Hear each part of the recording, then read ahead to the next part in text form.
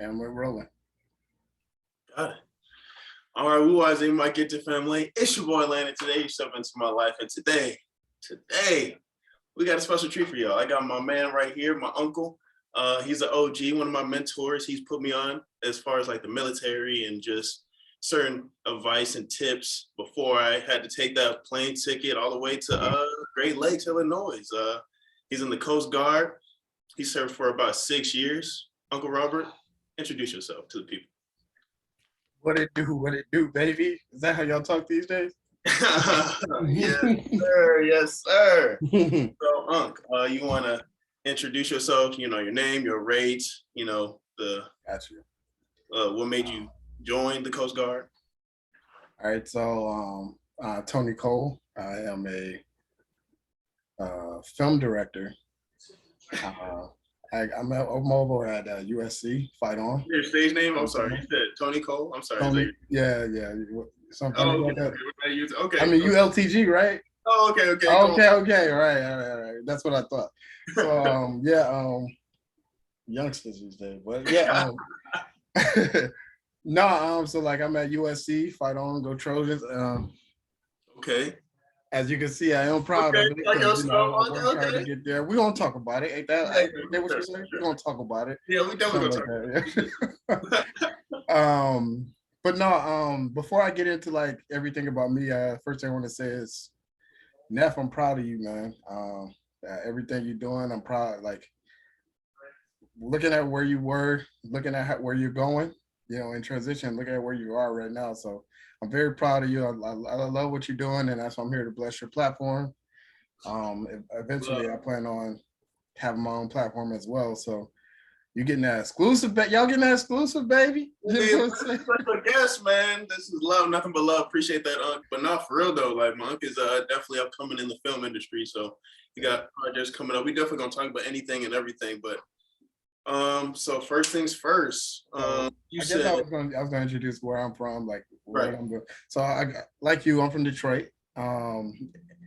His dad is my brother. So yeah. You know, I held this knucklehead in my little arm, you know, put a little baby powder. Yeah. You know, wake him up. Change my diaper. Would you like to tell people you changed my diaper? You know what I'm saying? I changed his diaper, you know, shut up, man. I changed this guy's diaper. I was getting there. I changed this guy's diaper, and now he's in the fucking, excuse my language. Now he's in the Navy. You understand what I'm saying? In the Navy. This is so funny, bro. No, but yeah, man. So like I seen him grow up, and then like for me, I grew up in Detroit with his brother. With my brother, with his dad, and I was trying to figure out something to do, you know, like when I was coming up, I grew up in the hood, so Detroit wasn't where it was at. I was like, I gotta figure something out. I did a bunch of dead end jobs, right? And then I was like, you know what? There's got to be something better for me out there. Right. So I went to school. I ended up my grades slipped really bad. Right. You know, I joined the basketball team, and I went to a white school. Shout out to Lawrence Tech University. If you know where the LTU, ain't that? It's close, ain't it? Okay. LTU. Yeah. But it's a white school. But I got to know all the black people on campus because I was on the basketball squad. And when that happened, boy, you know, let's just say I was partying, and my grades went straight down, 0 point something. I feel you. And I was like, well, I ended up owing the school money, and I didn't have like the 10 grand for the semester that I owed them. So they basically blackballed me in the college game. Like, well, if you don't pay us, then you ain't going nowhere. So I was like, dang. So I got to figure something out. So I started working dead end jobs that wasn't where it's at. Right. I ended up, it's funny how I got into the Coast Guard. My girlfriend at the time, she was trying to get into the Coast Guard. And I was like, I'm never joining the military. You know, that's how I was. So keep that in mind, y'all. Right? I said I would never join the military. What'd you say, Neff? I said that's usually how it starts, right? People who usually join the military, like, I'll never join it, whatever, because that's how I was. So I just thought that was funny. But go ahead. There's a lot of people that don't join too. Like they say they're never gonna do it, they don't. Yeah, real talk. But we're gonna talk about the pros and the cons of that. You know, that's the main reason why we're talking today. There's the pros and cons. I'm an advocate. I was like, I'm never joining the military. And looking back at where I am today now, I would have joined earlier. I would have joined straight out of. I would have joined straight out of high school. But the fact that I didn't, it taught me I had some lessons that I need to learn in life. So I don't take anything for granted or the way my life played out. So right. But so I ended up on the school money. I went with my girlfriend to talk to a recruiter, and I sat in the back like I don't even want to hear these dudes. You know what I mean? Like what the hell? They ain't got nothing for me. And as he was talking to her about what they could do for her, I ended up asking more questions than her. I'm just in the back like, wait a minute. Every time he said something I like to hear, like you said free school. You know what I mean? Like, yeah. Okay, I'm like, all right, y'all be over there. And he's like, travel. I'm like, travel. Yeah. Like, wait, y'all got a signing bonus, 10 grand. Like, I was like, where do I sign up? Like, y'all's talking my language. Get out of Detroit. So I ended up doing that. I ended up talking to a recruiter. And he told me, the things that I need to do if I was serious about it. Get my ASVAB score up. I did a practice ASVAB. And then he told me I need to get my ASVAB score up and get back in shape. At the time, I was out of school, out of high school for about a couple years. So I knew that I was a little out of shape and my scores were low. And in order to get in the Coast Guard, I think you have to have the highest score to get in the Coast Guard. See, every branch is different, like so for like with the Army, they probably accept a 13 or something. No knock in the Army, I rock with y'all too. You know what I'm saying? People in the comments like, what you mean? No, but I do see that. Well, that's the thing we do. We knock on each other, but we all family. Like big brother, little brother. Like for sure, the Navy gives the Coast Guard the hardest time ever. Like so, you'll learn all about. You'll learn to like respectfully disrespect the Coast Guard in your own little ways. Right. Pedal pirates for those who don't know, all that other stuff. But at the end of the day, we know who y'all call when y'all want to board a ship. No, that's real. On me, so y'all call the Coast Guard. So all that stuff goes out the window when y'all talk about Coast Guard guarding the coast, pedal pirates, all that other crap. No, but y'all be doing main ones doing the SOS calls or like as far as like rescuing people for real, like on throughout the seas. So I know that for a fact. I don't know anything else about the Coast Guard. Knowing what I know about I didn't really know much about the Coast Guard coming into it, but knowing what I know about the Coast Guard now, we definitely earn our respect. For I think the next lowest branch, don't quote me, but the next for the amount of people in each branch, I think it's a minimum of 100,000. The Coast Guard has less than that. Coast Guard has 40,000, 45. Not even. I'm like, don't quote me, but I'm pretty sure they're not cracking 50. And what we're responsible for is the same AOR or area of responsibility as all the other branches. But so what ends up happening is it's less of us, so we do more jobs.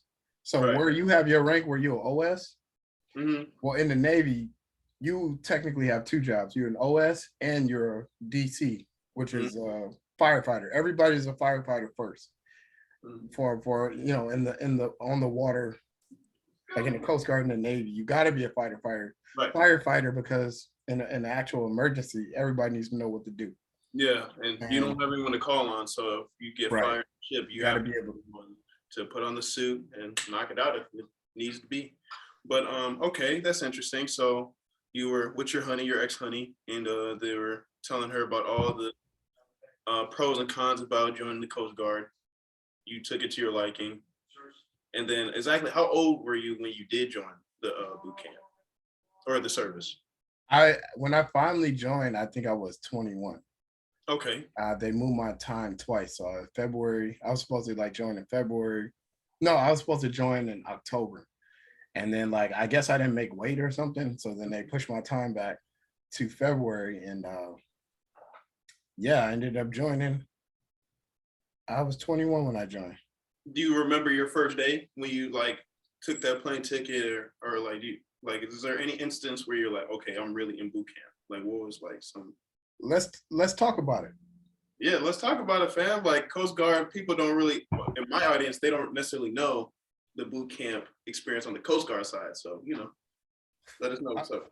You know, this is a whole separate video, like about Yeah, boot for camp sure, for sure. alone. Just like a So short like, summary. Yeah. yeah, I'm gonna give a brief summary because this ain't. I'm pretty sure he's gonna allow me back on his platform in the future, and if he Yeah, doesn't, for sure. he's definitely gonna allow me back. Yeah. Get a couple of these. You feel me? Hey, that's So how he really was, man. Yo, my uncle's a bully, man. you turned out all right. No, but go ahead. Talk about it. Talk about it. But no, so wait, so hold on, I'm getting old. See, drinks. Yeah, some drinks he's in his bag. If it's up in my bag, ain't that how y'all talk? Yeah. Is that what y'all say these days? No. So no, I think you were asking me. Yeah, first when you first landed, because you said the boot camp headquarters for the Coast Guard is in Jersey, correct? Or where exactly is it? Oh, it's in Cape May, New Jersey. Yeah, it's in Cape May. Okay. So if you look at Jersey on the map, it has like a little hook that comes out. Boot camp is on that hook. It's called Cape May, New Jersey. Right. So well, let me back up real quick. So I ended up joining. Okay. And in order to join, I had to do a lot. Like I had to work out and get my ASVAB score up. So the Army allows a lower score, I think the lowest, and then the Marines, and then maybe the Navy, Air Force, and then the Coast Guard requires the highest. I think the Coast Guard, you had to get at least a 55 in order to be accepted. Oh, and wow. So my scores weren't above 55 because I was out of high school for a couple years. I was 21, so I think I graduated at 18. Okay. 18. So right. Yeah, so you do the math. So I kept taking practice tests and training and working out for about a year before I finally I dropped the weight. I was at 235 for 5'10". I'm 5'10". They wanted me at, I think each branch is different. The Air Force wanted me at 180 for my height. And then the Navy wanted me at least 210, I think. And they do a different system where they tape your bones density. They tape they get your body fat. Shoulder, the waist, yeah. Yeah, so they tape you so you can be a little bit heavier it's a more fair equivalent way of like weighing somebody than a standardized height and weight, because everybody has different bone density, everybody's different, whatever. So anyway, so I made weight when I got my score up, my practice score up to I think 60 or 55 or whatever. So then I took the actual ASVAB. I went to MEPS. I took the ASVAB, and I scored a 69 on the actual test. So wow. I was able to qualify for the Coast Guard and all the branches after I took that test. But not only that, within each branch, you can qualify for certain jobs depending on what you score. Right. And the 69 was the highest. It was not the highest. It was high enough for me to score for all of the jobs that I wanted. And for me, it was electronics technician. So I picked electronics technician. So I'm an ET. I was an ET2, which is an E5 on the pay scale across the board. So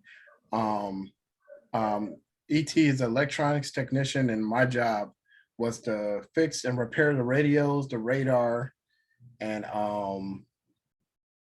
any other electrical equipment. They would like where he would operate the radios. If something went wrong, they would call me, like, or whoever the duty ET was. I come in, I try to fix it or plug it in. It's a running joke where we have about the OSs. Usually break stuff. They break shit. We come in and fix it. So it was crazy. I didn't mean to cut you up, but like I have a couple roommates who are actually ETs, and they have been telling me about like their schooling. And you went to ATT for your A school, or yeah. Okay, yeah. They told me a little bit about it. And they would say, oh, y'all are the ones that break stuff. And y'all are in a school for a long time, like a whole year, right? A whole year. Yeah. School for a whole year, learning how to do it. And the funny part about it is they teach us how to fix stuff. But I kid you not, a lot of times that we fix things. So we would go into these rooms and it'd be like, the radio's not working. You would say this. I can clearly see you doing it. The radio's not working. And literally I go in, I'm ready to troubleshoot it. And then I look and I'm like, it has no power. Yeah. Why doesn't it have power? Oh, it's not plugged in. You know how many times I did that?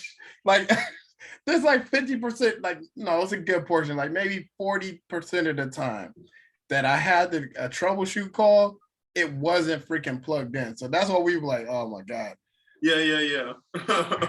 No, that's actually funny. No, I definitely heard about that for sure. Okay, so you're ET, you troubleshoot, and you're an electrician. So that's cool. Do you want to talk about like the Coast Guard as a whole, as far as like the culture is, like what y'all got going on?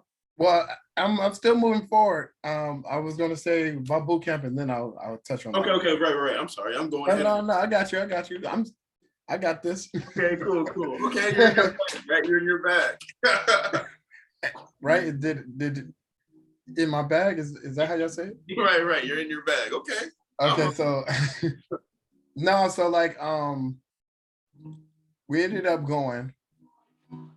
I gotta stop drinking, bro. Don't drink. Hey, stay in school. Don't drink. Right. No, so like I ended up going to boot camp. And when I ended up going to boot camp, my life changed. So like that whole like transition from like being at home, being in the hood, that whole transition was completely, it's weird because it was spiritual. It was spiritual for me. And I kind of hinted to my nephew when he was going. I was like, enjoy it and appreciate it because your life is about to change. Right. Because for me, I knew my life was changing the moment that I passed the ASVAB and I picked my job. So for me, luckily, I was able to have everything lined up before I even went to boot camp. So some people go to boot camp and then get their jobs or get their jobs years later after being in the military for some time. Me, when I went, I had a sign-in bonus. I had guaranteed A school, and I knew where I was. Outside of knowing where I was going to be stationed, I knew like A school would decide where I was going to be stationed, but everything else was already done. So I was a whole system already lined up for me, and there was people jealous about that too. Right. You notice, and when I was in boot camp, they was trying to get people to renege or not or give up their jobs. And I was like, and people was raising their hand, giving up their job. And I was looking like, y'all crazy. I'm not giving up my A school. Like, that's what I joined for. Like, this is what I want to do. Plus, you rank up. You know, I was going to be a guaranteed E4 after a year. You know, so I was like, why would I not do that? Yeah, that's interesting. Wow, okay. Go ahead. No, I was just saying that's interesting how people were giving up their jobs and like going through that whole process. That's, I don't know, that's weird. Yeah, well, they did it. All the best to them. So after getting in, that bus came. You know, that bus came and pulled up, and I gave my mom a hug and a kiss, and that was that. When I tell you I got on that bus, it was like a spiritual transition because I felt like for sure, like I felt like I'm not coming back here. You know, like I'm not coming back to live with my mom no more. I'm officially on my own now. I felt like I was a man. I felt more responsible. And immediately I knew my life was changing. So when you have that moment, there's nothing like it. Got on the bus took me to the airport. I was around other sailors, other people in the army, military, other military men, or young men.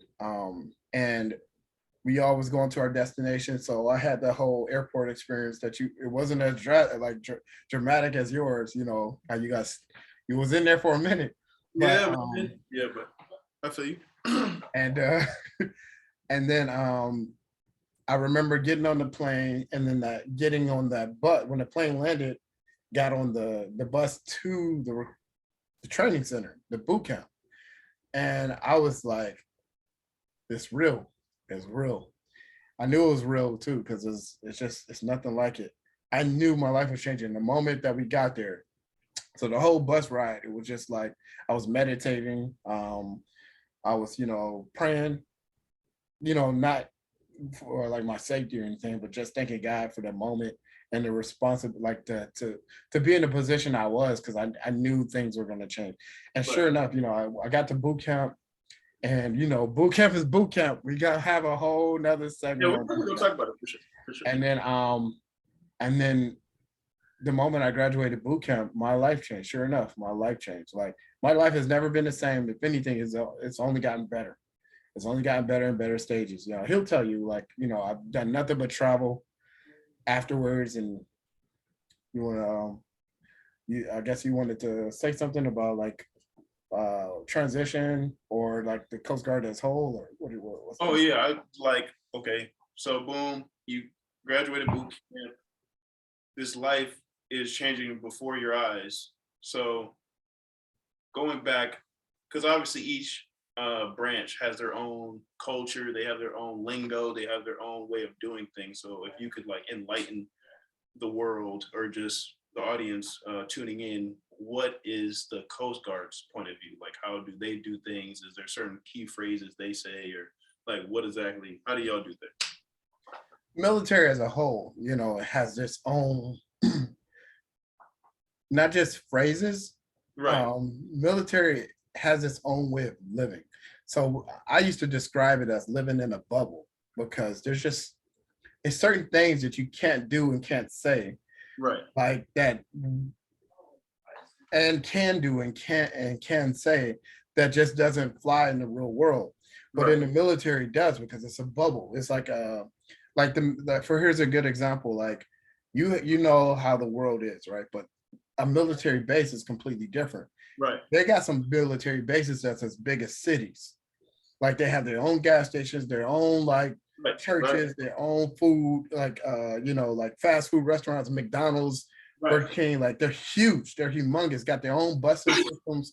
But while you're on a military base, if colors goes off, no matter where you are and what you're right, doing, you got to stop and like salute the flag, or salute the flag if you're in uniform, or put your hand over your heart. And colors happens twice a day. you got the attention, right? Okay, yeah. So for those who don't know colors, they blow this horn. I believe it's at 0800 in the mornings, 8 in the morning, and then like Uncle was saying, they say attention Taps. to colors. Taps is the other one. Yeah, Taps. taps, yeah. And then like say, no matter if you're out and about with your homies or wherever you are, if you're on base and you hear those horns, you have to salute to the flag. And if you don't see a visual flag, you would have to salute if you're in uniform where you hear the horn. Or if you're not in uniform, you just stand at attention. So, and then taps, as he was saying, it'll be, well, I don't know, like over here, I think they do it at like 7:30 or like 19:30 or like around that time where they later on in the night, in the evening.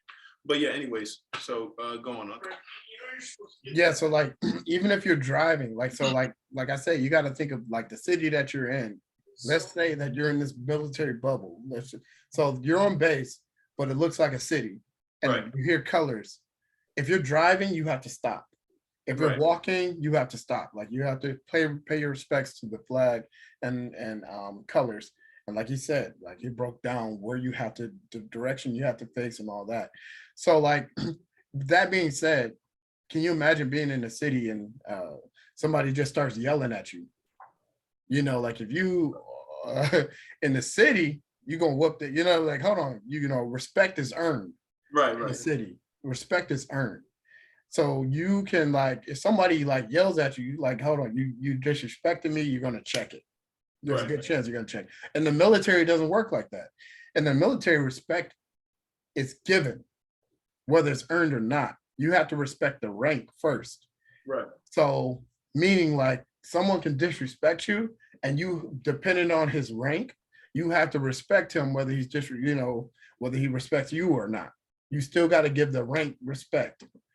And that's a whole transition that a lot of people from the hood and places like where I'm from, or a place like where we're from, is it's a hard transition for us because like we're in Detroit, respect is earned. I don't Right. care who you are or what you're doing. So like for people like us who respect is earned, it's like we kind of have a tougher time adapting to the culture, the military life, which is when someone disrespects you, it's okay. It's not okay, but you have to respect them regardless, whether they earned your respect or not. Right. And I never really agreed with that.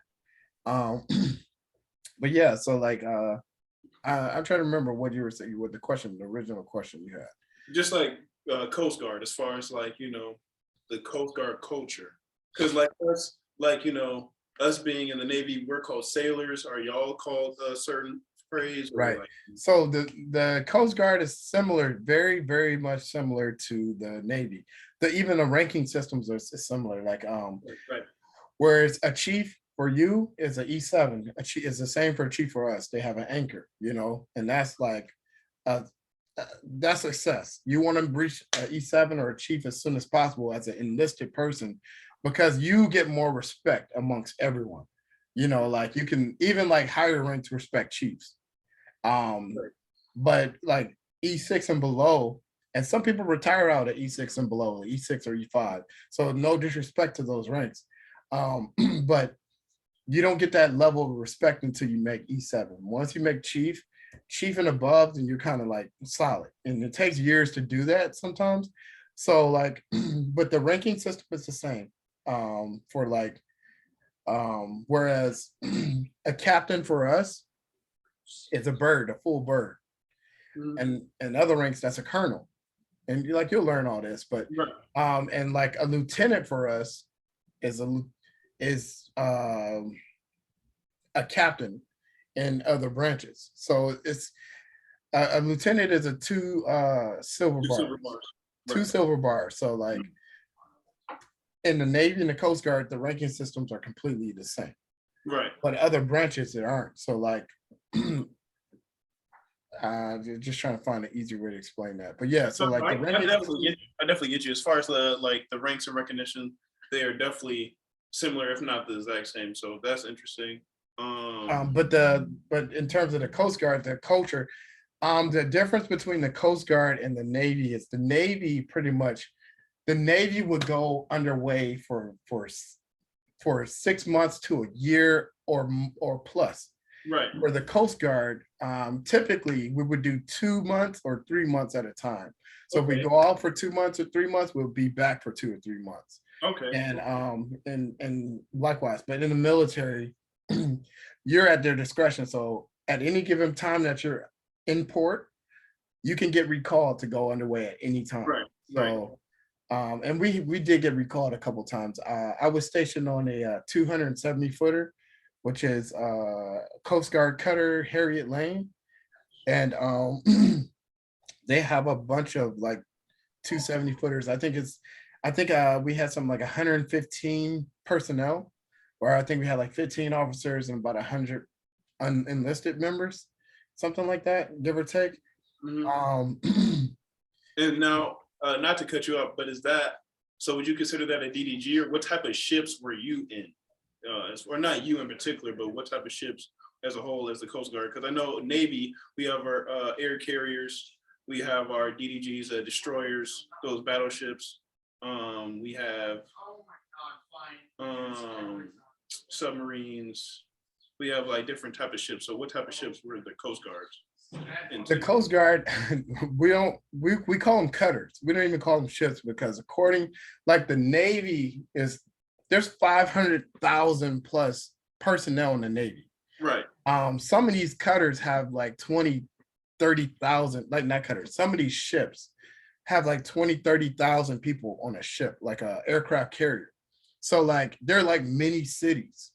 For us, we don't have like huge ships like that. We just have cutters. We call them cutters because they're like boats. So like the equivalent, like our 100, like a 270 footer cutter is one of our largest boats. It's not the largest. They have a few larger. I think I have a 410 footer. Don't quote me. It's been out for a long Yeah. time, but it's one of our largest boats, right? But their terminology changes from like small boats is I think 45 feet and below, and Okay. then anything over 45 feet is considered a cutter. Okay. And then I don't know the threshold from a cutter to a ship, but we don't really have ships. So like our cutters are typically that 270 footer is around the same size of like your battleship or something like that, you know. Okay.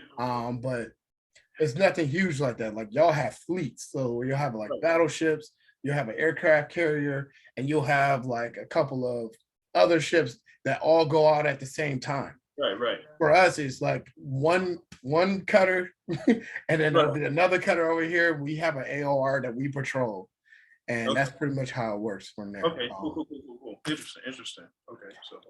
So like we typically we have the same area. We're not just in the America. We're over in Malaysia. You get stationed in Japan. You get stationed in um what do you call it? Puerto Rico, anywhere. Like we're all over the world. And so like the stipulation is that the Coast Guard sticks to the the coast of America, and it's not true. Got it. Got it. Okay. So, as far as you just brought up Puerto Rico and certain locations, like where have you personally traveled to when you were on deployment? Okay, so when I was deployed, so I got stationed. We can go through like where I got stationed and stuff like that. So Right. when I Right. went through boot camp, when I graduated boot camp, I got stationed, or I went to A school, which is in Petaluma for ETs. Okay. We had a couple different training centers, and I'm sure you do as well. And that was in Cali, correct? How do you? Petaluma is in California. It's NorCal, North California, which is Petaluma is like 20, 30 minutes north of San Francisco.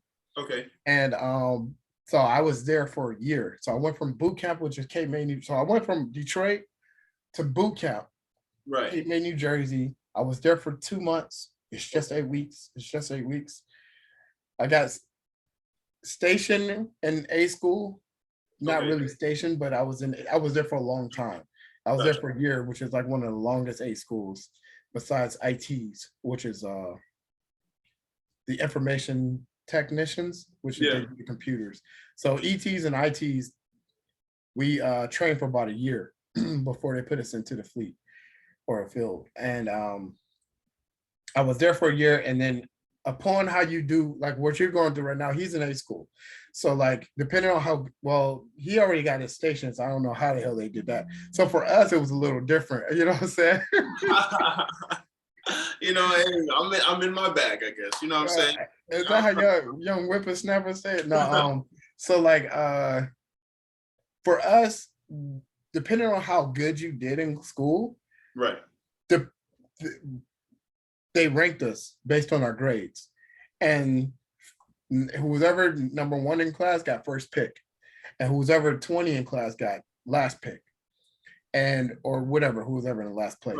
Right. But at the end, like right before, like about a month before we graduate, a sheet comes out with a deployment sheet. I don't know, I forgot what it's called, but let us know what options we have available to where we're going to get stationed. And depending on the ranking you have in class is how you determine who gets picked, who goes where.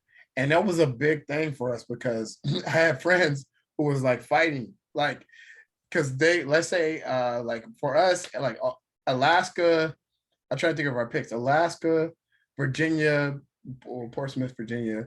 There was like 3 Alaska picks, 4 or 5 in Virginia, Portsmouth, and I'll talk about that a little bit more. And then there was Detroit was on there. That's interesting. Okay. Yeah, so like all these lists. So like for instance, if I wanted to go somewhere, but I ranked higher than this guy that wanted it, too bad. But so that's where once that we all decided where we were going to go, right. it became like we had a couple weeks before they were in.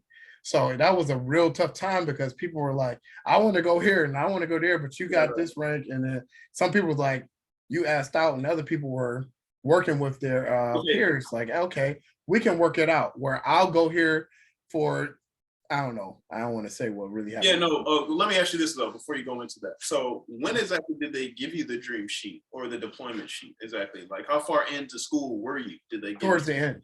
Towards the Okay. end, they gave us our dream Okay. sheet. So let me stop you right there. It's crazy though, because I don't know if it has to do with different branches, but like two things. One, as far as because we called it the dream sheet over here, and we did it like that first day of A school. So that was interesting. Like as soon as we got enrolled and got into the system, they gave us a sheet, and then with the sheet, they only had like East Coast and West Coast, and like of course West Coast ranged from Cali, Hawaii, certain location. East Coast was like Greece, Spain, all them locations. It wasn't like because that's how like how you're describing your sheet. I thought that's how it was gonna be for us. Like everything, like how you said, it determines like your score in the school.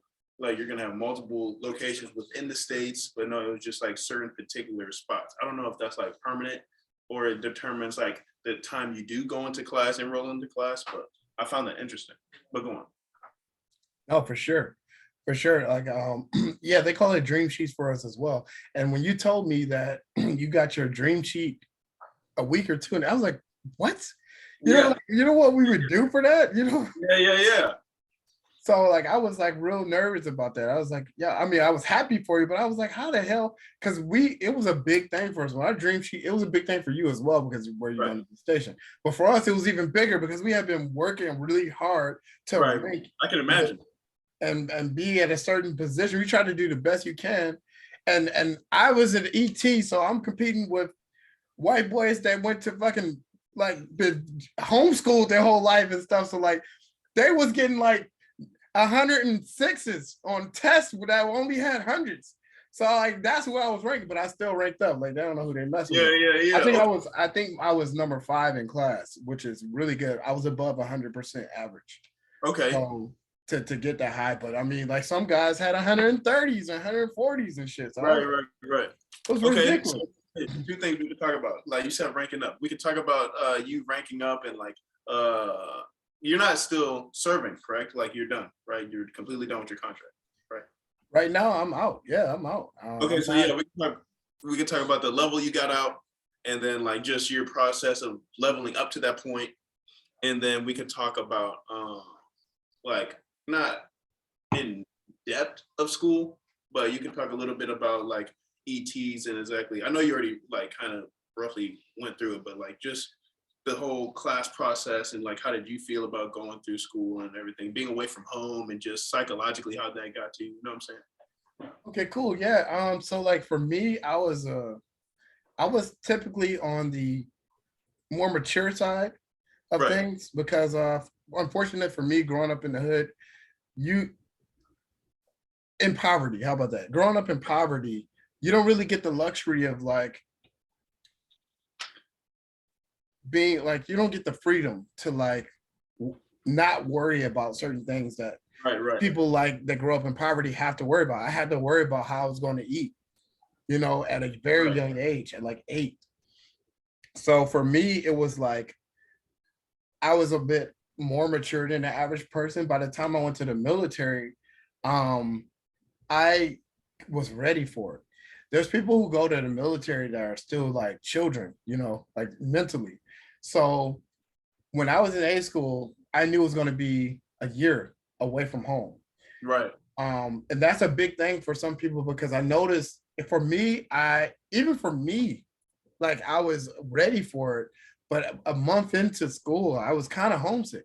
Right. I was Right. homesick. I was used to a certain kind of living, and I thought about home a lot, and I kind of like miss my mom and things like that. But I I knew I was going to be there for a year. There were people who went to OSA school, which was like 2-3 months, and they were getting homesick, and they were like flying home and getting orders to go home so that they could be because they were so homesick. They were crying and stuff like that. So like it can be a real big thing for some people. I was fortunate enough that I was in a place in life where I was ready for that moment, that transition. Right. So it is a drastic. It can be drastic. How about that? It can be drastic for some people. That transition to home, but you'll be all right. You'll be okay. The moment I say that's the first thing you need to shake because the moment you shake it, you can't really you're not in control. Like you are military property. You are no longer your person, your being. You belong Right. to the military. They Right. can do and say what they want with you until they're done with you. Technically, that's Right. legal. Anything that's legal, but you don't belong to yourself. So the moment that you like let that go, you'll be fine. You'll Right. be fine. And sure, everybody. I'd say this: everybody ended up getting over that. But in A school is when everybody's transitioning. So that's where you saw it the most. Everybody's transitioning together. So let me say, when you graduated Coast Guard um, boot camp, did you get a leave and you were able to go back home, or did you go straight to A school? Like, how did that whole process go? So when I graduated, I I guess they had time leave allotted, like 5 days to a week or something like that. Okay. I Okay. mean, we were in school for a freaking year, Right. a year. So like they allowed like transitioning time. I think you get. I don't know what it is to be exactly. It was maybe 10 days to get stationed to go to my station. Depending on where you go, and then you could take leave too. So I think I did somewhere around 14 days, and I hurried up and I wanted to go home, so I got home as soon as I could, which is I kind of regret that because I should have took advantage of like seeing certain places because I drove cross country from. You're saying you're talking about after school, or you're talking about like in between boot camp from school? Like how, like, Once I graduated boot camp. I yeah. mean, sorry. Okay. Once I graduated A school, Okay, so you went straight to school from boot camp. I went straight to. I had everything lined up. Okay, okay, okay. I was So just once I graduated boot camp, I went. I had maybe what was it, 2 days, 3 days that you had? right. That same three days transition, or maybe 5 days. But so like it was a weekend. So like three of those days didn't really Yeah. count. So like, Right. but I went straight. I went straight to A school. Maybe like the next week. The very next week, I was in A school and I was there for a year. But then once I graduated, I graduated as a petty officer. So I went for unlike you, I was an E3 in boot camp. And I got that ranking system by enlisting for 6 years. Mm-hmm. So they gave, instead of me being an E1 or E2, I had guaranteed E3. Okay. And once I went to boot camp, once I went to A school, once I graduated A school, I became a E4 Okay. as long Wow. as you meet certain criteria. Right. So I was a petty officer. I graduated A Petty school, officer, third class. petty officer, third class. Right. So after a year of being in the military, I was an E4. Okay. So boom, there's that. Um, as far as, okay, so boom, you graduated. Now, were you in school in the middle of your contract, or did you decide to go to USC? Like, how did that whole come about? Like, what made you, you know what I'm saying? Oh, go to College, school. college thing. USC was way after the military. Okay. Not actually way after, but a couple years after.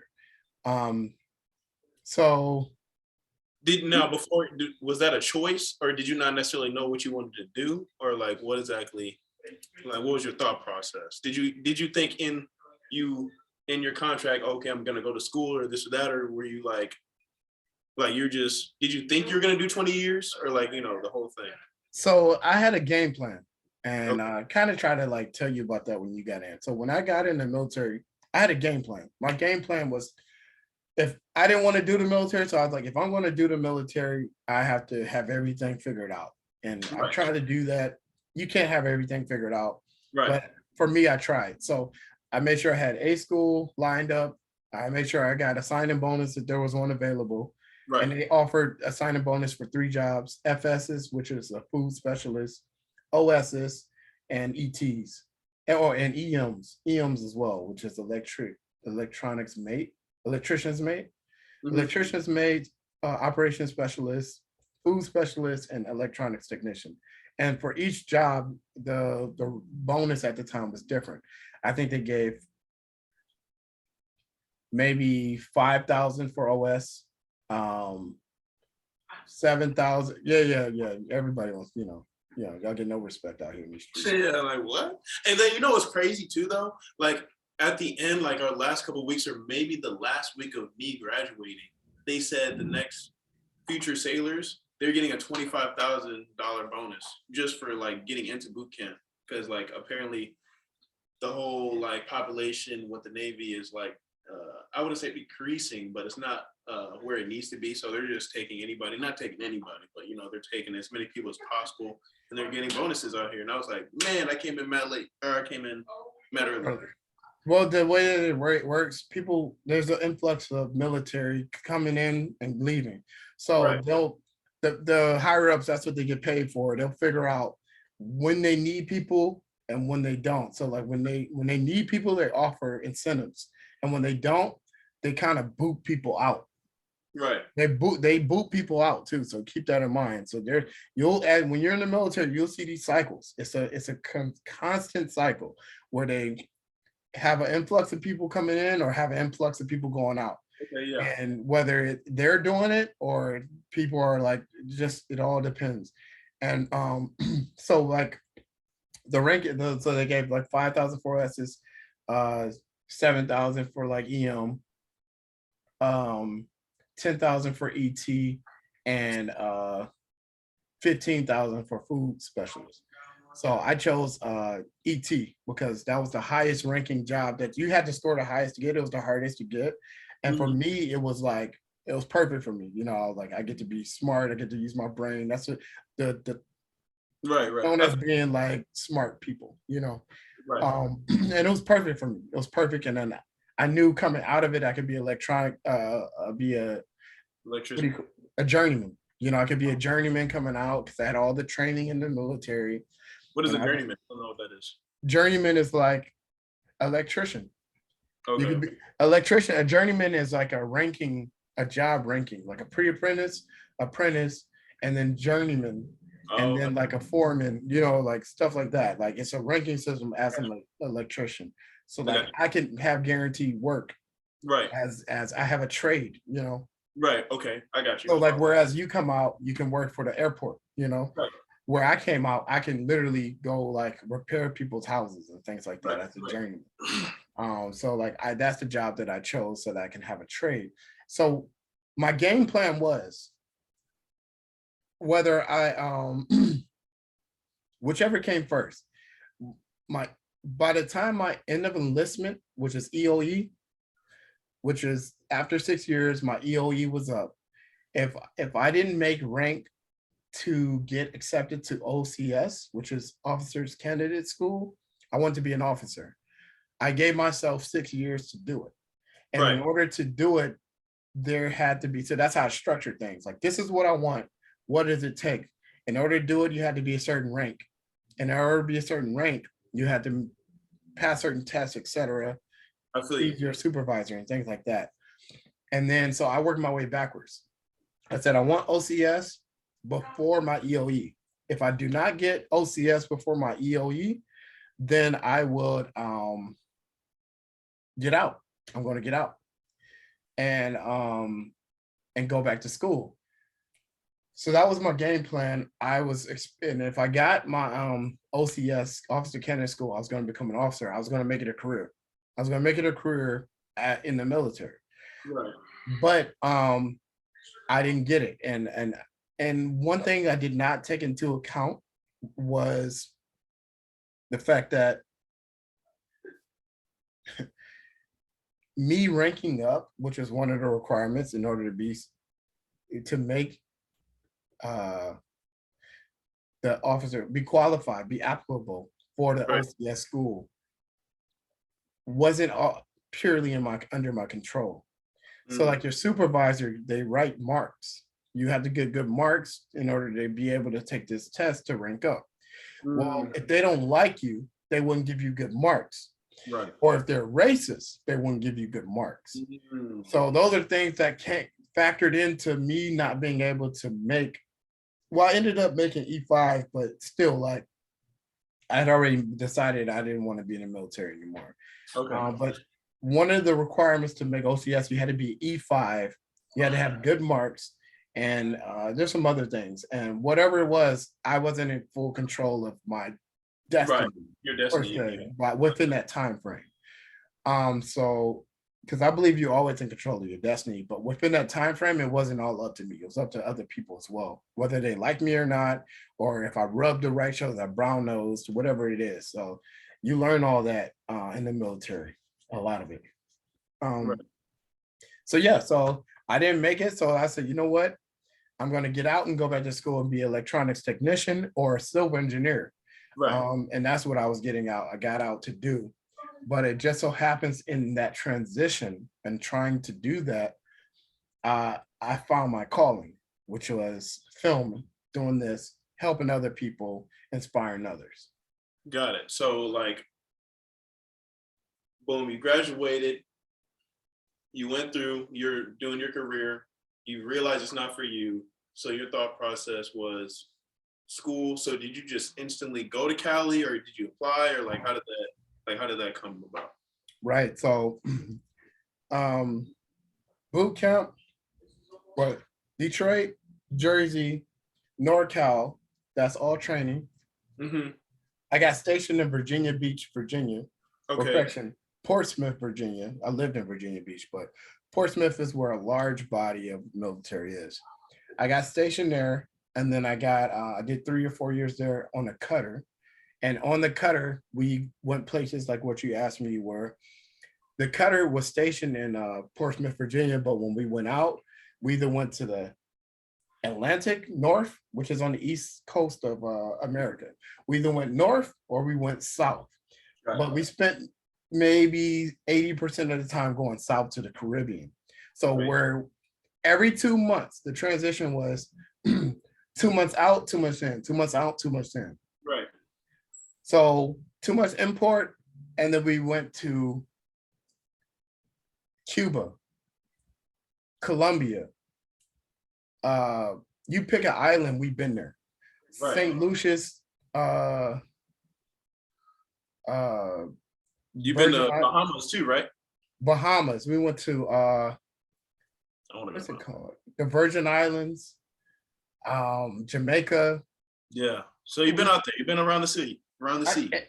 I mean, you name an island, I've been there. And I fell in love because here I am, 22, 23, party. You know, like we are in the islands, you know, so there's a lot of positives to like choosing to be in the military. I mean, we were young, you develop your friends, and in the military, you're like family.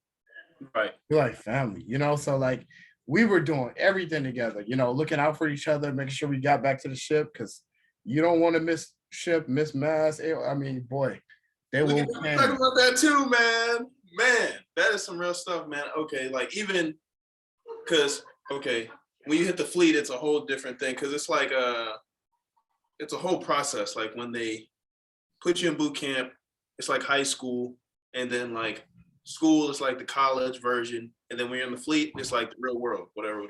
So we should label this part 1, man, because like definitely it's the mini series, whatever it is, part 1 of the mini series. We definitely gonna talk about this, man. No, when we watch this back, you gotta take notes and see because there's a lot of stuff we missing here. It's a lot of stuff because what we about to touch on is something that's a whole video in itself. Yeah, no, real talk. I didn't plan to have this in the video, but no, man. Yo, I got a little funny story about that too, though. But because he was saying you have to reach the ship at a certain time because you know we have Liberty Call, and Liberty Call is like basically you have your freedom to go out, whatever. But here at college or A school, we have our own liberty too. But it hits a certain time, like we could say like maybe 4:30, 16:30, right? So boom, like there's 4 different phases. For us, phase 1, you need 2 Liberty buddies, and you have to be back by 2210.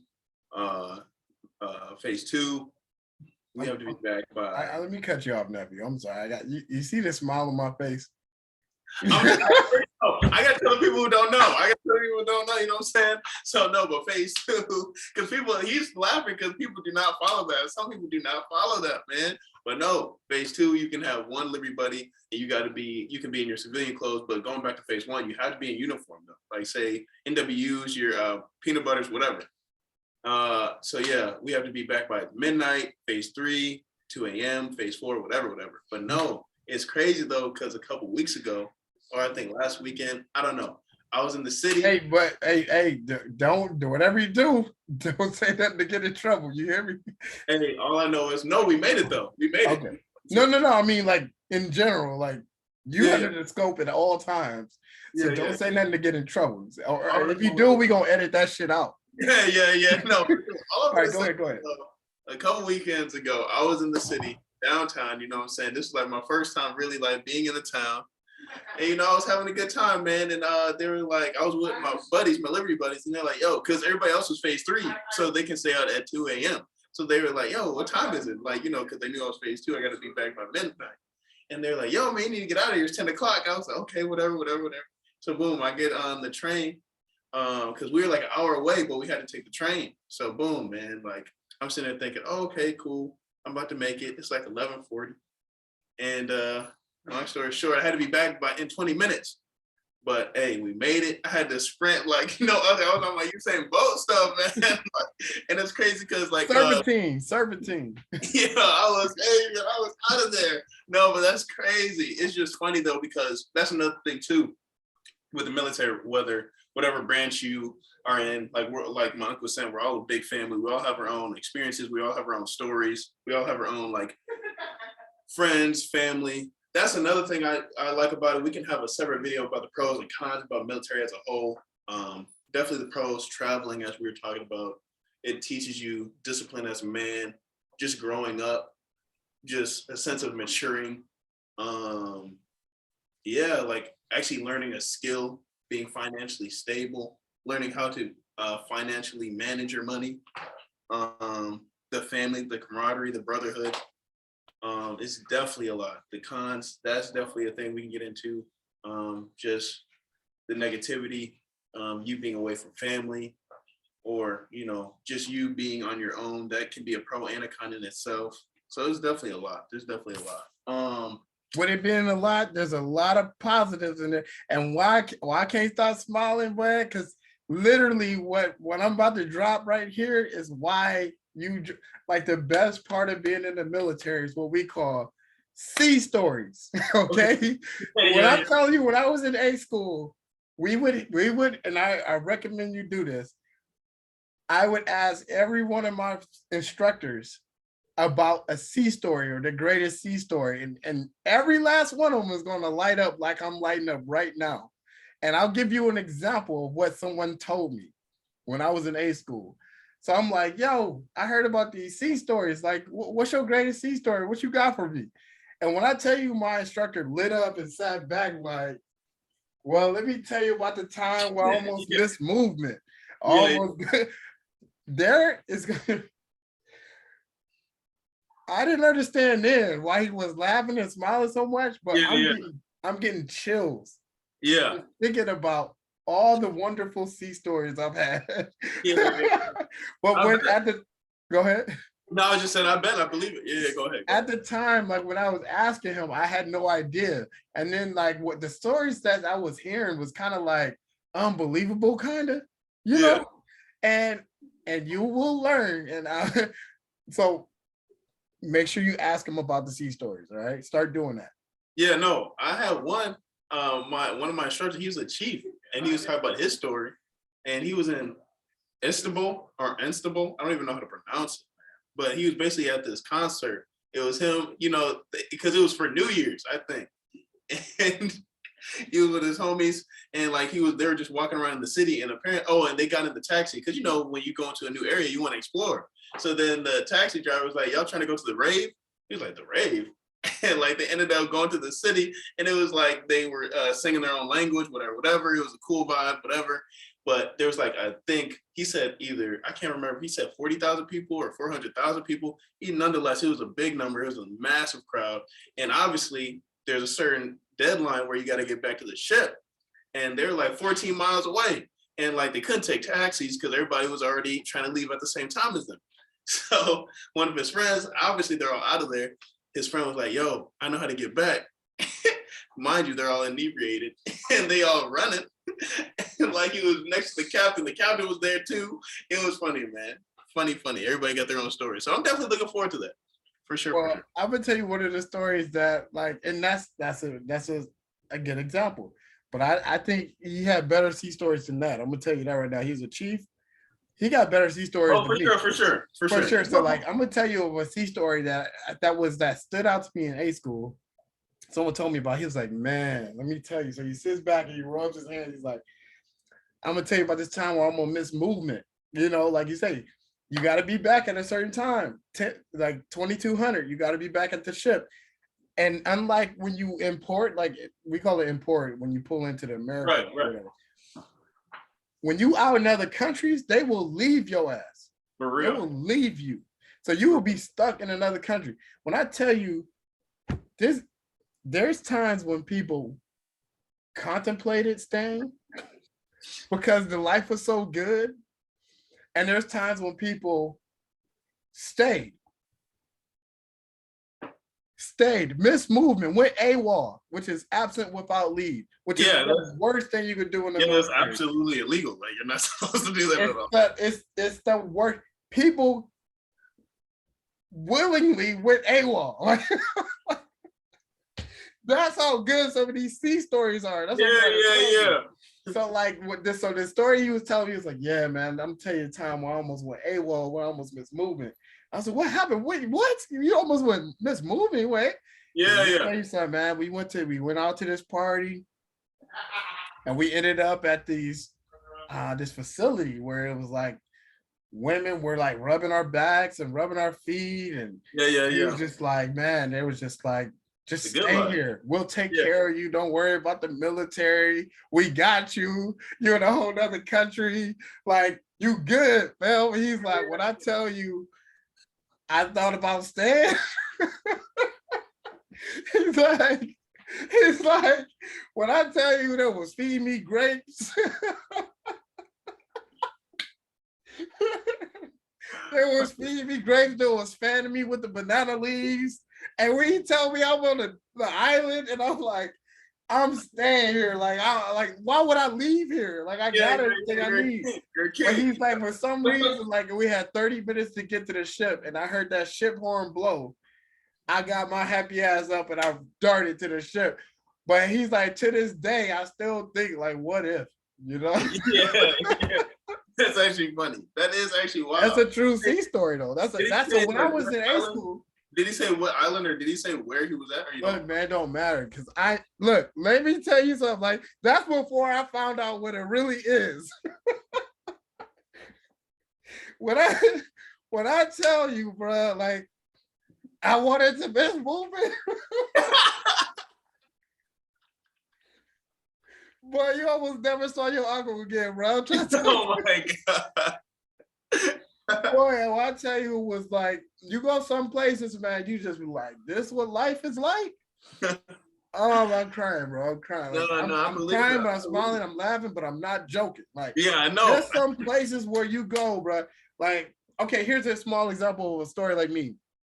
We was in Colombia. We go to Colombia, Cartagena, Colombia, which is in South America, is one of the furthest northwest countries in South America. Look at him taking notes. Stop taking notes. No. Taking notes. He grabbed his notepad, started taking notes. No. That's so funny, bro. I can't. Go on. You funny, bro. So anyways, come on. I'm gonna laugh about that later, but we went to Cartagena, Colombia, right? They love black people there, man. When I tell you they love American black men. So like, and these are some of the most beautiful women you ever go to. I was single. Some of the most I had to just say that. These are some of the most beautiful women you gonna see in the world, bro. Like, no, but like, were they, you know what I'm saying? Were they thick though? Beautiful. Like, huh? Do they have cake? Like, you know, when I say they had cake, but okay, I just need to know. I just because you know some people be like, damn, not only do they have cake, they have a beautiful face and okay, I feel they got the Coca-Cola, bruh. I'm trying to Coca-Cola with a face to go with it, and okay. they speak Spanish, and it's just it's so sexy, right? You know, Okay. so like they fuck with us heavy down there. So like when I tell you, like you gotta be like you don't know who's a prostitute, you don't know who's like, you don't really know. So like so when women come at you, you just like nah, you automatically say no. But with us is what I recommend with you. Get you a a translator. Have them either if you know somebody in Coast Guard. I'm sorry, if you know somebody in the Navy or in the military that can translate with y'all, that's cool, that's down. Take him with you. But usually when your boat pulls in, right, they're gonna be like a couple guys there, like, hey, y'all want to have a good time or whatever. And you know, you kind of be skeptical about it. But man, I mean, when I tell you, them dudes will look out for you. So we make sure we look out for them. So they're like random civilians or like what? They'll be random civilians. Like this is what they do. This is like everywhere you're gonna go, the boat pulls in there. Boats pulling in there for hundreds of years. So there's people that make a living to just make sure you have a good time. They'll be on a pier waiting for you, like eating sunflower seeds, like, what up? Y'all want to go? And then sometimes we pulled in the ports multiple times and be like, oh, Sanchez, what up, dude? Like, Sanchez, what's good, bro? And like, Sanchez, like, what up, Cole? Like, oh, then we out. We hit the city. Because Sanchez, remember, I paid him good. You know what I mean? Because he looked out for us. He said, what do you want? We'll talk offline about what you, but whatever you want.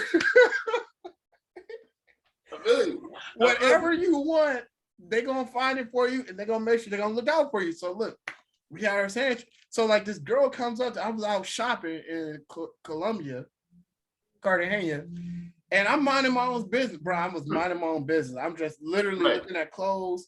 This beautiful, one of the most beautiful men I ever saw in my life comes up to me, like, starts speaking to me in Spanish. And I was like, that shit sound good. Like, I don't know what the fuck you said, but but it sound good. So like, I'm like, yo, so I find out, like, I'm realizing that she wants to like kick it with me or whatever. So I'm like, I don't know, like, what the hell? I'm like, so I'm asking my translator, she trying to charge me? What is this? What is going on? And he like, no, she's not trying to charge you, but she is a regular girl. Like, you need to jump on that right now. You gotta understand, she's beautiful, bro. Beautiful. And she's like, he's translating to me what she's saying at that point, and she's basically like, she rocks with us heavy. Like, she was rocking with me heavy because she, like, you know, the physique or the way that I looked, or I was different from what she was used to. And she just wanted to like go on a date. She wanted to go on a date while I was in the country. So we ended up going on a date, you know? Yeah. To say the least. And then like, things went on how they went on after that. I feel you. Okay. Yeah. Like, you know. Yeah. So, okay. Boom. That's actually pretty wild. So I'm definitely looking forward to traveling. You already know like where I might be going, where I'm stationed. So, I mean, I already know. I can already see where my sea stories are going to, you know, they're going to go crazy. We looking forward to that for sure. Okay. So you're in school. We can go a little bit about school, but as of right now, like life after the military, you know what I'm saying? Because people the audience that I have right now, obviously like my current position, we're talking about before the military, during the military, but you like have beat the last level, so to speak. So like, what is your point of view after? That's funny you always reference a game like that, but that's you know, I used to be I beat the last level. I like that. Is that how y'all say it? You know what I'm saying? Yeah, well, I mean that's how I said. Yeah. So I beat the last level. So like the you know how you beat the last level when you're on free roam. You know what I'm saying? You can do whatever, the side challenges and all that. That's where you're at right now. That's pretty much where I'm at. So there's a few things I want to say. While you're in, you create the company around you. You know what I mean? There's always going to be people that Oh, you wait. It's with old girl? Yeah. Hey, get that. Oh, yeah. Focus. No, it's so funny because he was lit. He was like, man, fuck what y'all talking about. He had his Yeah. backpack on. Hey, I don't think you know this. We gotta check back in the video, but he had the Yeezys on too, so you know he's on a mission, fam. I saw he didn't say 2 words to you. Yeah. That was it. He was out. Yeah. That's funny. Okay, but no. Okay, so go on. No, but where was I? Oh, so like there's a transition from like when you're in the military, you can pick the company you keep.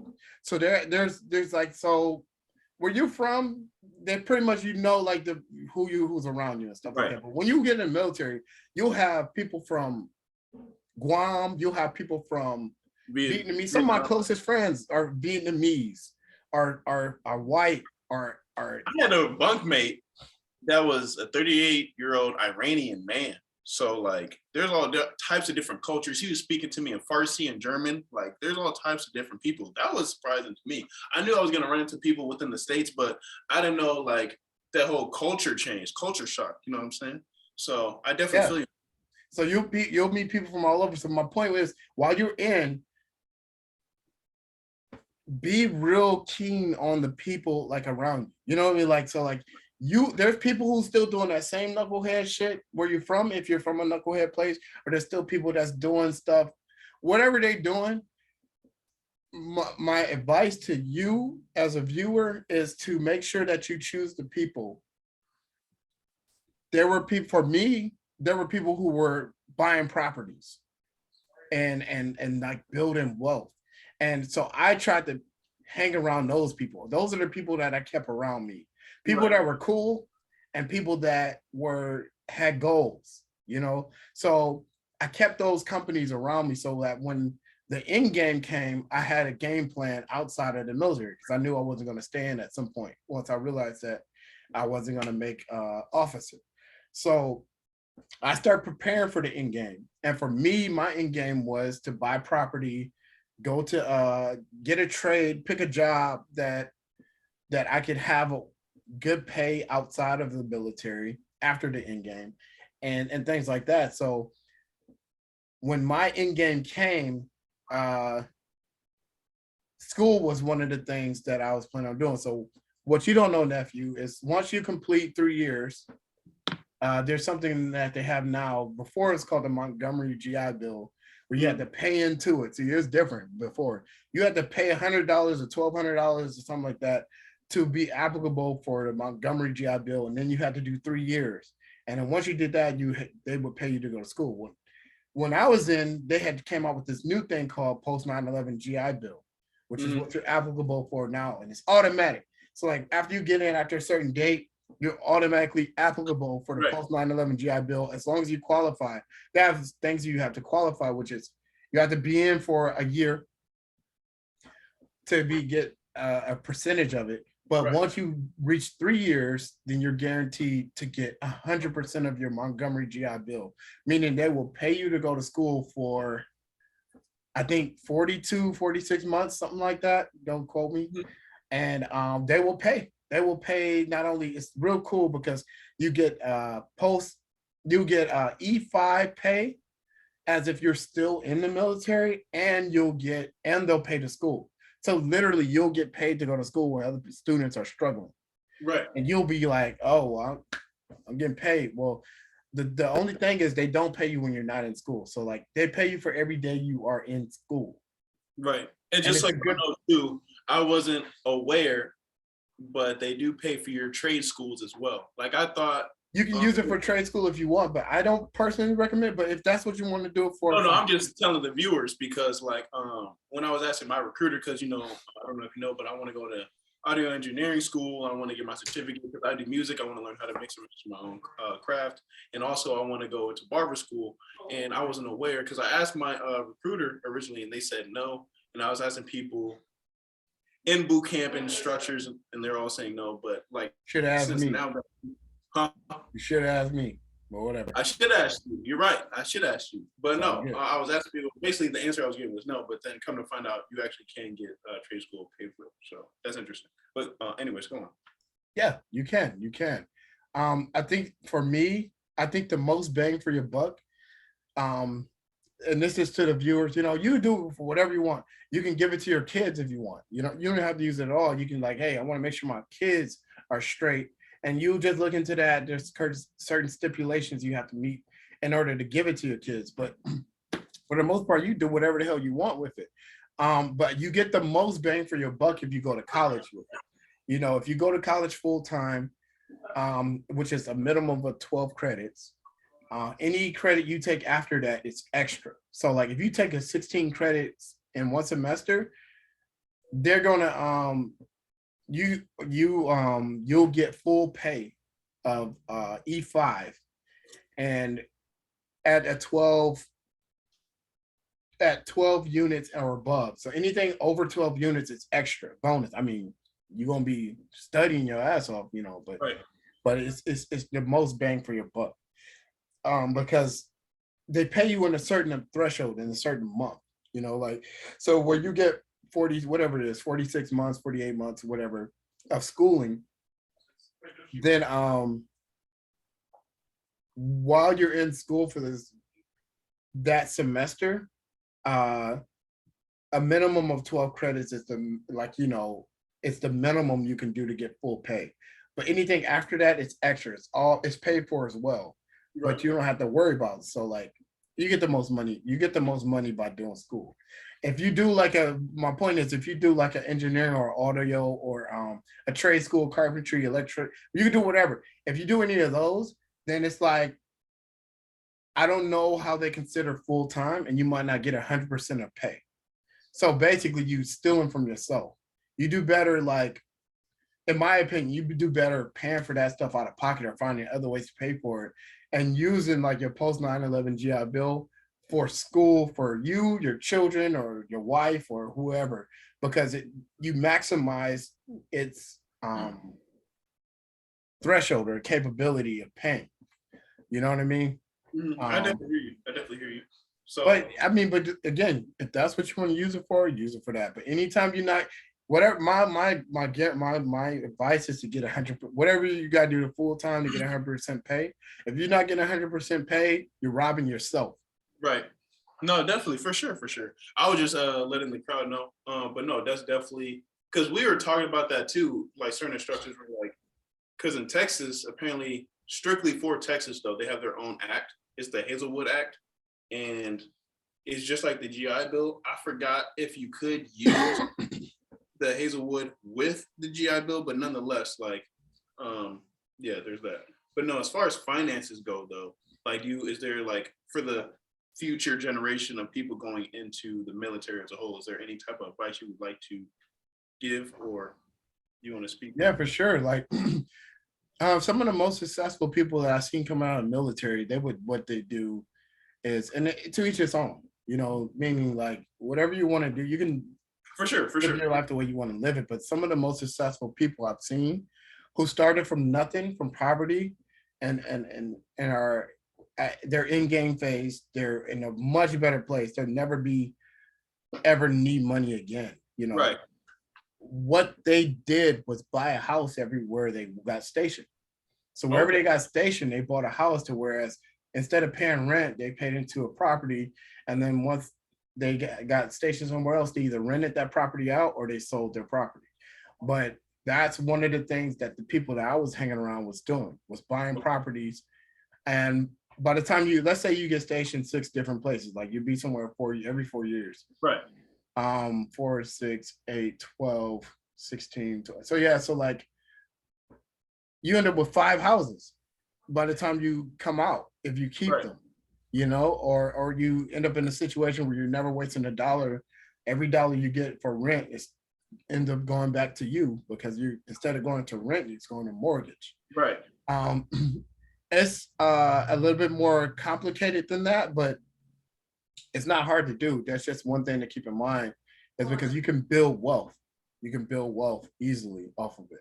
No, for sure. I know I've heard from instructors and just chiefs all around, like if you play your cards right, you could definitely be a millionaire by the time you're done with your contract, whether like 5 years or 20 years. It doesn't necessarily have to be like, you can even be a millionaire within in the middle of your contract. You don't even have to finish your whole contract for real. And if you have reach a certain amount of money, you can buy out of your contract and be into the civilian. But that's a whole another thing in itself. But Absolutely. for sure. So is there a way to see how Yeah. the video is, or like Yes, hour and 44 minutes right now. 44? Yeah, I'll look at 44. I think the first like 15 minutes of this was like, before we got settled, or 20 Oh, minutes. okay, cool. Actually, yeah, I think there's a good portion of this that wasn't recorded. So I would say we were around an hour and 15, hour 20. Okay, cool. Well, obviously we're gonna make another video on this. Is there anything you want to say, whether like your film, or is there anything you want to speak on to the next generation? Any advice, or what? You got the open floor. What do you want to speak on? Anything and everything. Well, we got so much to talk about. I'm sure that there's when we watch this back, there's so many things we're gonna touch on. Like I'm sure we like skipped around. Oh yeah, for sure. And don't worry about that. You'll just write it in the comments where you want more elaboration on things, and then I'm sure we'll focus on those things coming up. So but I will say that my job once I got out of the military was and I changed paths. The reason why I changed paths from being an electrical engineer or civil engineer to being a film director was because I wanted to help people. I wanted to help people to chase their dreams. I talked to a lot of people that were doing jobs because they felt that they gave up on their dreams. They gave up on hope. They forgot what it was like to be a child, to even have dreams, because they let society tell them what they can and cannot do because of the everyday life of living and money and all these things. But I say hope, the quote, hold fast to dreams, for if they die. No, no, like don't give up on your dreams though, like for real, like because it was so sad to me to see people give up on their dreams that I made it my career to make sure that people chase their dreams. Right. And if they don't chase their dreams, that they don't give up. Whatever it is, like if you want to sweep floors, but just the whole fact of like thinking that you can give up on it, like thinking that, okay, I'm working a grocery store job, but I hate this job. We're going to talk about, I hate it. If you want to work at Taco Bell, of course you have transitions. You got to do certain things to transition, but make sure you have your end game in mind and do things to work. Don't be like hating the job that you're doing. You have a calling. We all have a calling. We all have a special thing about us. Make sure you tap into that. Like, and if you don't know what that is, because I'm sure like you have a young audience and whoever you are, if you don't know what your dream is, take some time to invest in yourself and meditate and figure out what it is that you like to do, want to do, things that you love, and things that, because you're going to make the world a better place. Right. And that's my goal, is to inspire people to tap into that so that whatever they're doing, they're happy. I'm happy. You need water? Oh, you good? Take your time. You know what I'm saying? He gets nervous. It's all good. He's trying to, be motivated. As I can see our dynamic, this is where I would put him in the headlock and give him a nugget or something. But I can't do that right now, so he's taking full advantage of it. It's okay. It's okay. I'll get you later.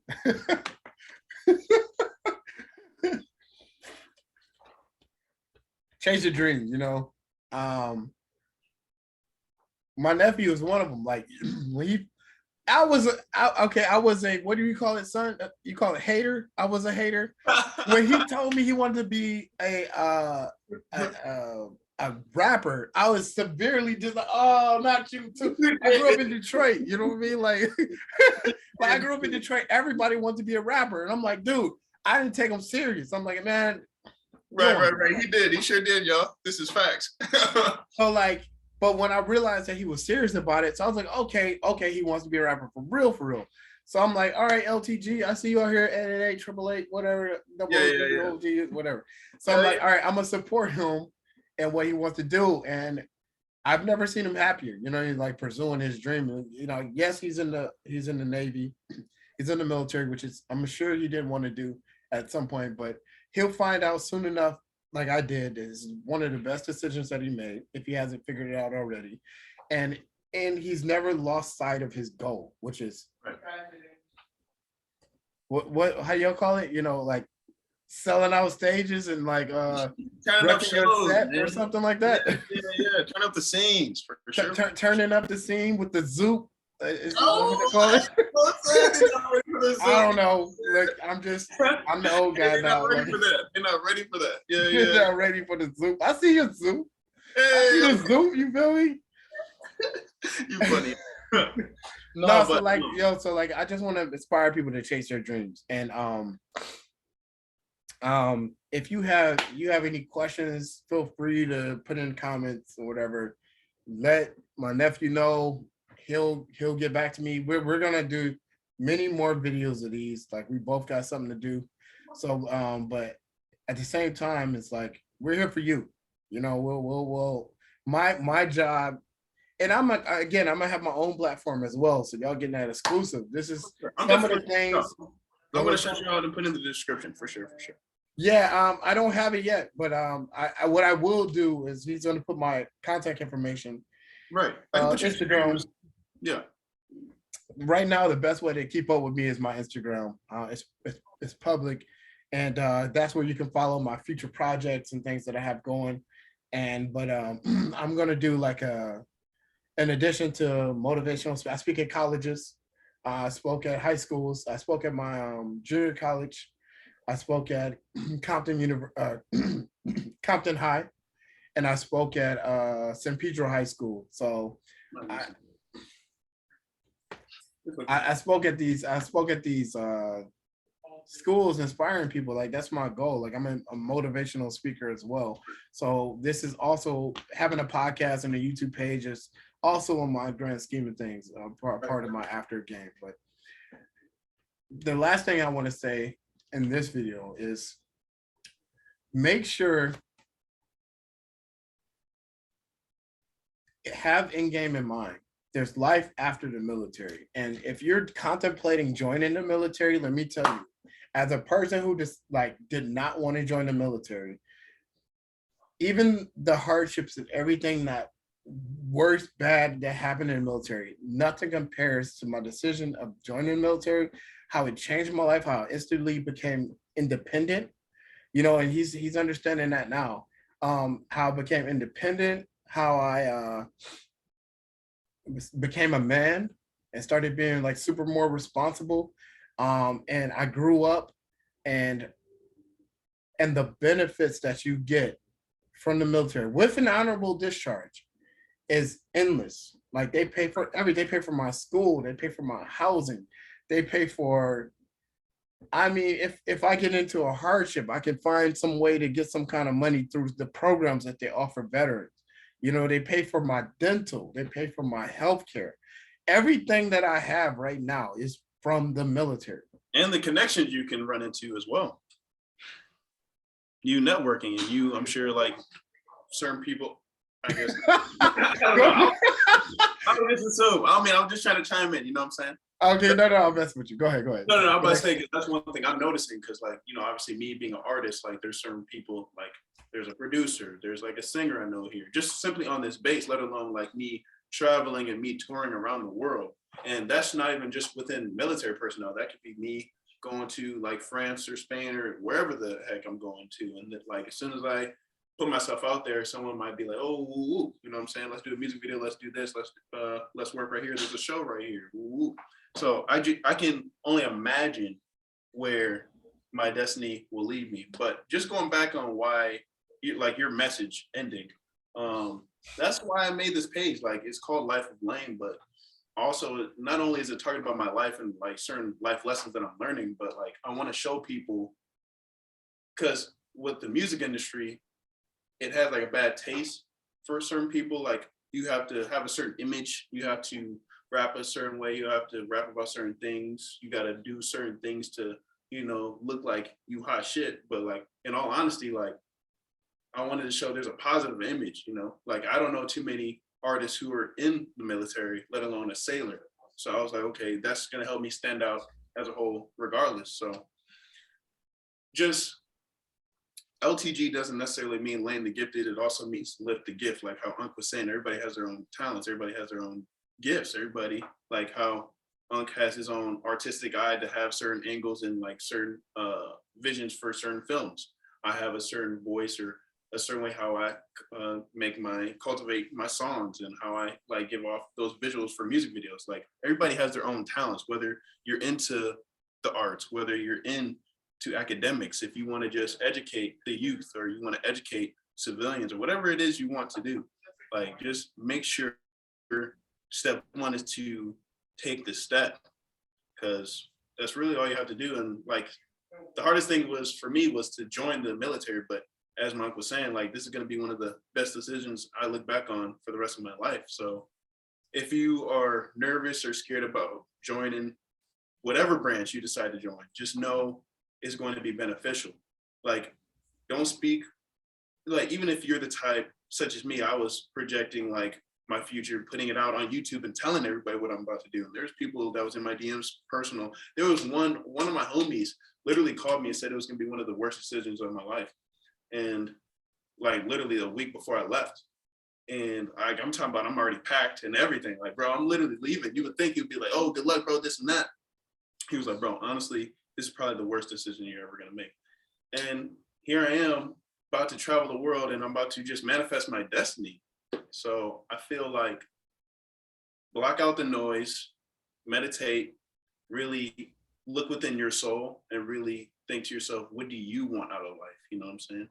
Like, yeah, it may suck in times when you are in boot camp and you're like, oh man, I want to bail out. Ooh, but just know it's going to benefit not only you, but your whole family legacy, your whole family tree. So you're a part of something bigger than you, you know? So that's one thing I'm learning, and I'm looking forward to what the future is holding or what the future holds. But yeah, we're definitely, if you like this video, comment 888. If you have any questions for me, any questions for my unc, I'm gonna definitely put all our contact information on there. I think this was a great video. There's definitely a lot of topics, and then we can go into different subtopics within the conversation. This is pretty much it. I love y'all. It's your boy Lane, and Unc, you wanna I don't want to say reintroduce yourself, but you know, your name, whatever. Yeah, so like it's Tony Cole. I'm over, you can reach me at King Cole World, which is KINGCOLE, WRLD 5.0 or 5.0. But it'll all be in the description or whatnot. And I just wanted to make sure that I said, like, you're the energy your energy is going to determine the world that's going to be around you. So right. Put positive vibes out there, positive vibes come back. You know? Right, exactly. This is at OSSA Tansel Dothard. It's your boy Lane. Today you stepped into my life. I love y'all. Stay blessed, stay gifted. Honey Baba. Peace. Did you say Honey Baba? Honey Baba. I got my own language. Honey Baba? That's a zoo. You know what I'm saying? They're not ready. Don't do that if y'all later. Okay. And we're gonna stop the recording now.